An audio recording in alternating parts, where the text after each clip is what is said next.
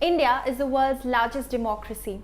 It has been ruled by emperors and kings and colonized by the British for thousands of years. We only got our independence in 1947, and it's ever since then that we have carried out with our central and state elections every 5 years. In this video, I'm going to talk about how do we elect the President of India, Prime Minister of India, members of Parliament, the difference between Lok Sabha, Rajya Sabha. We'll also touch upon who are the cabinet ministers and how do political parties raise their funds. Before I talk about all of this, let's understand that India is a three-tier federal system, which means on top comes the union or the central government, then comes the state government, which is the government of 29 states and 7 union territories as of May 2018, which formulate the state assemblies, and then comes the local government, which involves the panchayats and the municipalities of the rural and the urban areas respectively. India is a parliamentary form of the government. The parliament comprises of the Lok Sabha, the Rajya Sabha and the President of India.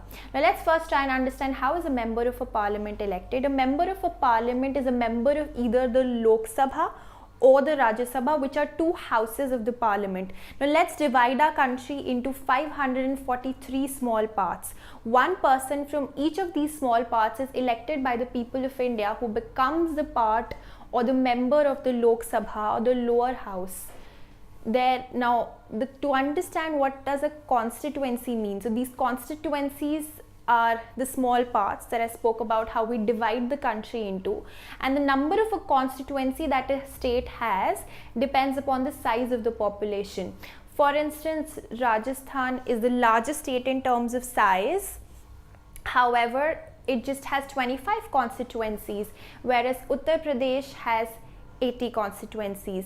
The members of Rajya Sabha are not elected by the people, but are rather elected by the members of legislative assembly. So these members of legislative assemblies are people who are a part of the state government.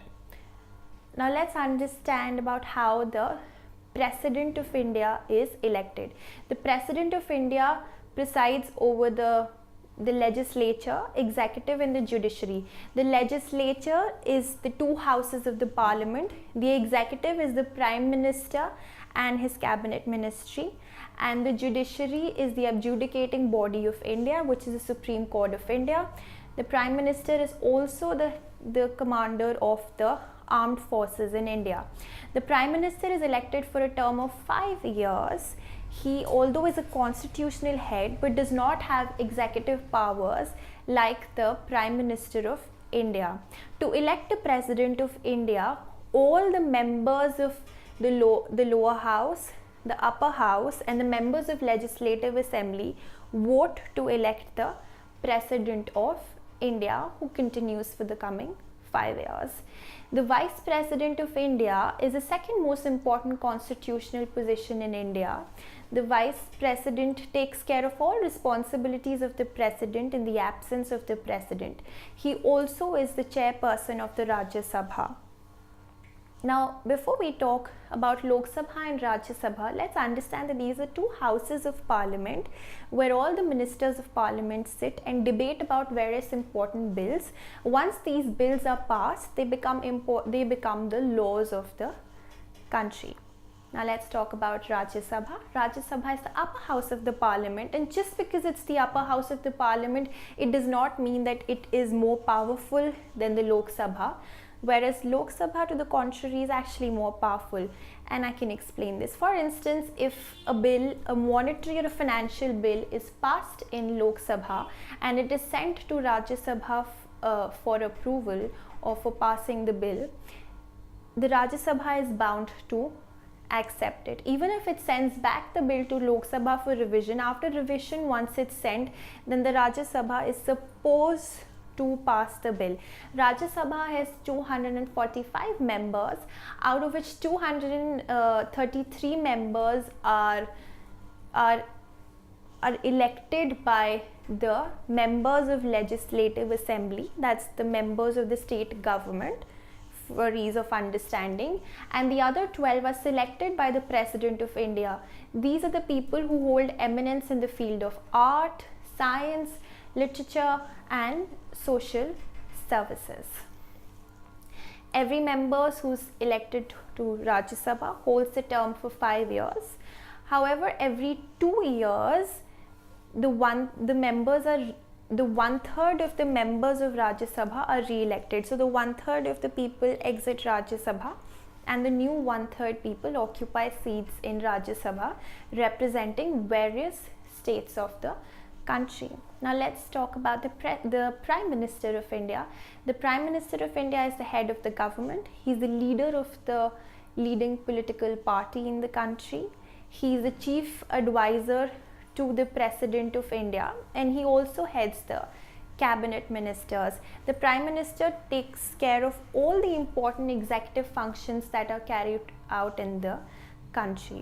The Prime Minister is elected by the members of Lok Sabha, so those 543 members who were elected through various parts of the country decide or choose one person as their leader, who's also the Prime Minister of the country, and he is perhaps one of the most important political institutions in the country. Now let's talk about Lok Sabha. Lok Sabha is the lower house of the parliament. It has 545 members, out of which 543 members are elected by the people, and other 2 people are the representatives of the Anglo-Indian community. Now Anglo-Indians are people who have a mixed ancestry of Britain and India, so 543 plus 2 makes it 545 members at Lok Sabha, who again represents various states and their own individual constituencies from where they have been elected. The Lok Sabha members hold their term for 5 years. Now once the Prime Minister of the country has been elected, he appoints his cabinet of ministers, who are actually formally appointed by the President of India on advice of the Prime Minister of the country. These are the people who preside over the important ministries or take care of very important functions. Now there are 3 kinds of ministers. There are the cabinet ministers, who form the inner circle of the cabinet. They preside over very large ministries. Then is the Minister of State Independent Charge, who are also independent ministers of fairly smaller ministries. They're not often called for the cabinet meetings, the main ones, and they only have to attend the ones that they have been called for. Then comes the Ministers of State, who actually assist the cabinet ministers, and they're all led by the Prime Minister of the country. India follows the UK's Westminster style of parliament. Now let's briefly talk about how do political parties raise their funding. Political parties need money to be able to run their day-to-day operations and also to be able to fund the political campaigns.